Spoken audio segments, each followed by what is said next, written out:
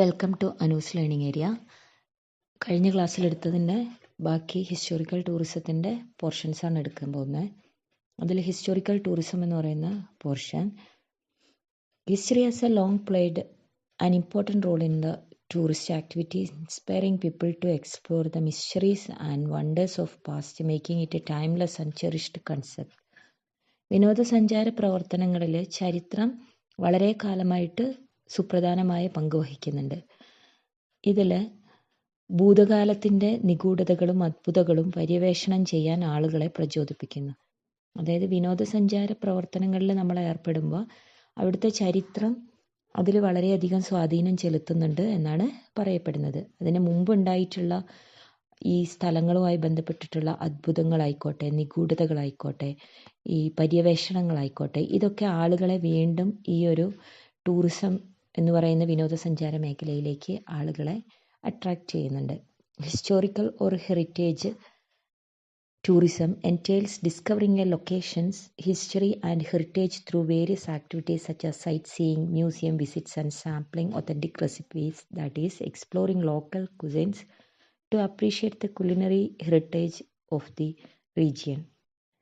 ചരിത്രപരമോ പൈതൃകമോ ആയിട്ടുള്ള വിനോദസഞ്ചാരം കാഴ്ചകൾ, മ്യൂസിയം സന്ദർശനങ്ങൾ, ആധികാരികമായിട്ടുള്ള പാചക സാമ്പിളുകൾ എന്നിങ്ങനെ വിവിധ പ്രവർത്തനങ്ങളിലൂടെ ഒരു ലൊക്കേഷൻ്റെ ചരിത്രം കണ്ടെത്താൻ വേണ്ടിയിട്ട് ടൂറിസ്റ്റുകൾ ശ്രമിക്കാറുണ്ട്.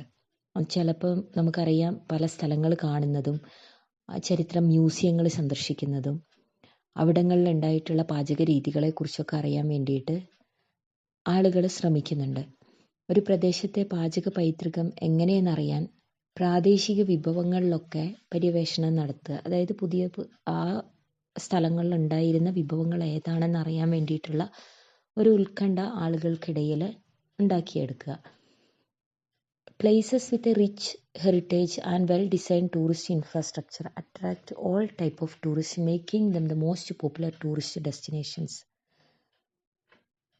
An example, Budapest, for example, offers architectural grandeur, historical baths, and fantastic nightlife with its famous ruined pubs.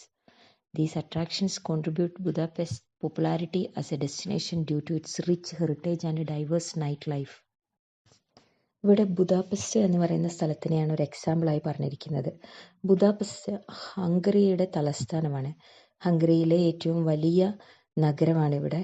ഇതിൽ പ്രധാനപ്പെട്ട രാഷ്ട്രീയ, സാംസ്കാരിക, വ്യാവസായിക, ഗതാഗത രംഗങ്ങളിലൊക്കെ വലിയ സ്വാധീനം ചെലുത്താൻ ഈ നഗരത്തിന് സാധിച്ചിട്ടുണ്ട്. മധ്യ യൂറോപ്പിൻ്റെ ഒരു വ്യാവസായിക കേന്ദ്രമായിട്ടൊക്കെ ഈ നഗരത്തെ പരിഗണിക്കപ്പെടുന്നുണ്ട്. അതുപോലെ തന്നെ ഈ ഒരു സ്ഥലവുമായി ബന്ധപ്പെട്ടിട്ടുള്ള ആർക്കിടെക്ചറൽ ഇമ്പോർട്ടൻസ്, വാസ്തുവിദ്യാപരമായിട്ടുള്ള പ്രാധാന്യവും അതുപോലെ തന്നെ ഇവിടങ്ങളിലെ നൈറ്റ് പബ്ബുകളൊക്കെ വളരെയധികം ടൂറിസ്റ്റുകളെ അട്രാക്റ്റ് ചെയ്യുന്ന ഒന്നാണ്. അടുത്തത്, tourism in India is an important part of the countries history with cultural heritage providing numerous attractions. ഇന്ത്യയിലെ ടൂറിസം രാജ്യത്തിൻ്റെ ചരിത്രത്തിൻ്റെ ഒരു പ്രധാന ഭാഗമാണ്. സാംസ്കാരിക പൈതൃകം, ചരിത്രങ്ങൾ തുടങ്ങിയ നിരവധി ആകർഷണങ്ങൾ ഇന്ത്യയുടെ ടൂറിസത്തിന് നൽകുന്നുണ്ട്. India is a home to numerous historical rulers and warriors, each with their own story. India എന്ന് പറയുന്നത് പല കാലഘട്ടങ്ങളിലായിട്ട് പല ഭരണാധികാരികൾ ഭരിച്ചൊരു നാടാണ്. പല ഭരണാധികാരികളുടെയും യോദ്ധാക്കളുടെയും ഒരു വാസസ്ഥലമായിരുന്നു. അപ്പോൾ ഈ ഓരോരുത്തർക്കും അവരവരുടേതായിട്ടുള്ള കഥകളുണ്ട്. അതിലൊന്നാണ് ഹിസ്റ്റോറിക്കൽ മോണ്യുമെൻറ്റ്സ് ആയിട്ടുള്ള Taj Mahal in Agra.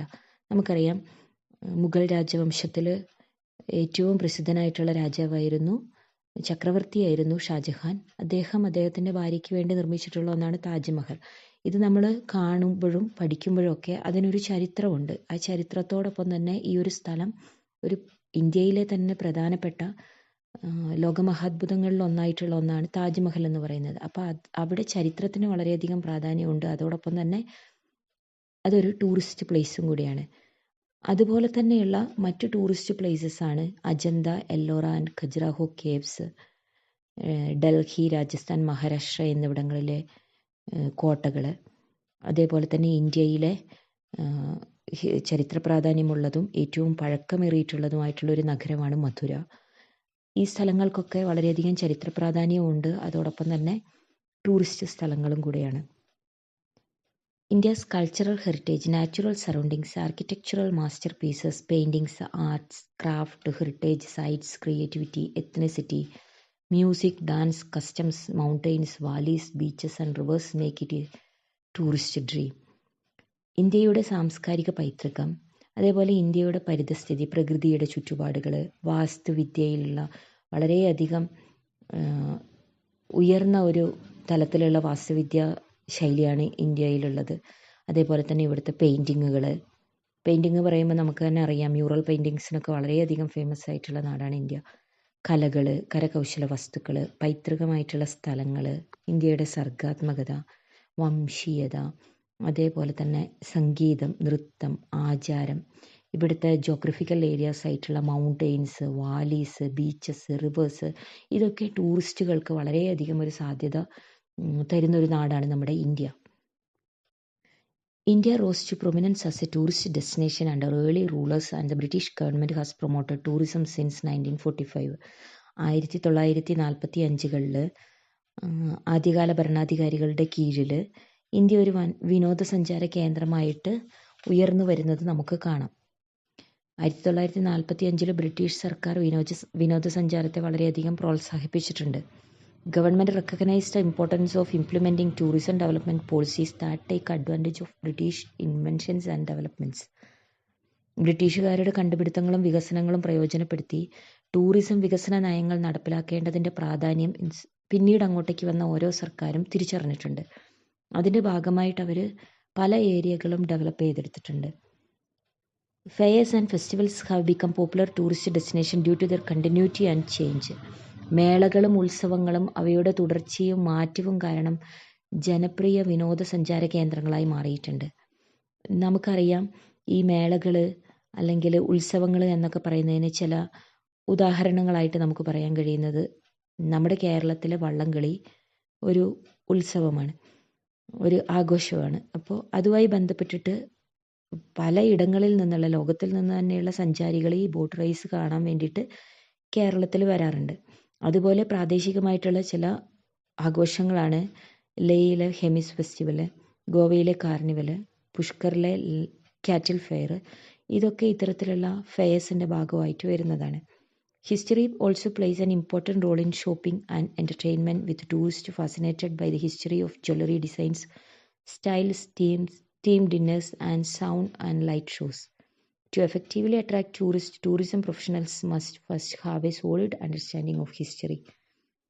Jewellery designs, ശൈലികൾ, തീം ഡിന്നറുകൾ, സൗണ്ട് ലൈറ്റ് ഷോസ്, ഇവയൊക്കെ ചരിത്ര വിനോദസഞ്ചാരികളെ ആകൃഷ്ടരാക്കുന്നതിനാൽ ഈ ഷോപ്പിങ്ങിനും വിനോദത്തിനും തമ്മിലൊരു കണക്ഷൻ വരികയും അതിനൊരു പ്രാധാന്യം അർഹിക്കുകയും ചെയ്യുന്നുണ്ട്. നമുക്കറിയാം, പല നാടുകളിൽ പണ്ട് രാജാക്കന്മാർ ഭരിച്ചിരുന്ന കാലഘട്ടങ്ങളിൽ പോലും ഇന്ന് പറയുന്ന ഈ പേരിലുള്ള അറിയപ്പെടുന്ന ഷോപ്പിംഗ് എന്ന് പറയുന്ന ഒരു കാര്യം ആദ്യ കാലഘട്ടങ്ങളിലും ഉണ്ടായിരുന്നു. ആളുകൾക്ക് പലതരത്തിലുള്ള മാർക്കറ്റുകൾ അന്ന് അവൈലബിൾ ആയിരുന്നു. അവിടെ വന്ന് പല സാധനങ്ങളും അവർ പർച്ചേസ് ചെയ്തിരുന്നു. അപ്പോൾ ഇതുമായി ബന്ധപ്പെട്ടിട്ട് ഈ ആഘോഷങ്ങളും ഒക്കെയായി ബന്ധപ്പെട്ടിട്ട് അവിടെ മാർക്കറ്റിനും ഒരു സൗകര്യം ഉണ്ട്, അവിടെ ഷോപ്പിങ്ങിനും സാധ്യതയുണ്ട്. അതേപോലെ തന്നെ വിനോദസഞ്ചാരികളെ ഫലപ്രദമായിട്ട് ആകർഷിക്കാൻ ടൂറിസം പ്രൊഫഷണലുകൾ ആദ്യകാല ചരിത്രത്തെക്കുറിച്ച് കൃത്യമായിട്ട് അറിയുകയും അത് ആ ഏരിയയിൽ ഇൻവെസ്റ്റ് ചെയ്യുകയും ചെയ്യുമ്പോഴാണ് അവിടെ ടൂറിസം എന്ന് പറയുന്നത്, അല്ലെങ്കിൽ വിനോദസഞ്ചാരം എന്ന് പറയുന്നതിനെ ഒരു മാർക്കറ്റൈസ് ചെയ്യാനും ആളുകളെ ആ ഏരിയയിലേക്ക് അട്രാക്റ്റ് ചെയ്യാനും ആ ചരിത്രത്തെക്കുറിച്ച് ആളുകളിലേക്ക് എത്തിക്കാനും കഴിയുമ്പോഴാണ് ആ ഒരു ടൂറിസ്റ്റ് ഡെസ്റ്റിനേഷൻ നല്ലൊരു ഡെവലപ്മെൻറ്റിലേക്ക് എത്തിപ്പെടുന്നത്. ഇത്രയും കാര്യങ്ങളാണ് ആ ഹിസ്റ്റോറിക്കൽ ടൂറിസം എന്ന് പറയുന്നതിൻ്റെ ഇൻട്രൊഡക്ഷൻ പാർട്ടിൽ വരുന്നത്.